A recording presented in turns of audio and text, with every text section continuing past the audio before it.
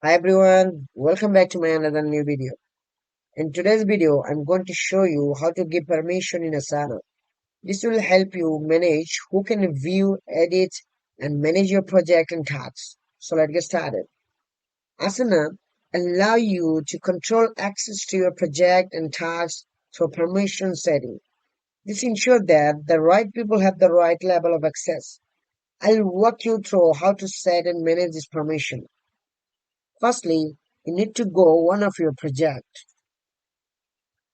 Then you'll see my project is data science, and beside the data science, a project action is available there. Then you need to just click on it, and then you will see a manage project permission. And just click on it. After that, you'll see who can modify this project, workflow and appearance, and also who can share and manage project membership. So guys, for this project, I'm not eligible to custom my project permission because I need to upgrade my Asana apps. On the other hand, who already upgrade their Asana tools, they can easily custom their project permission. And that's how you give permission in Asana.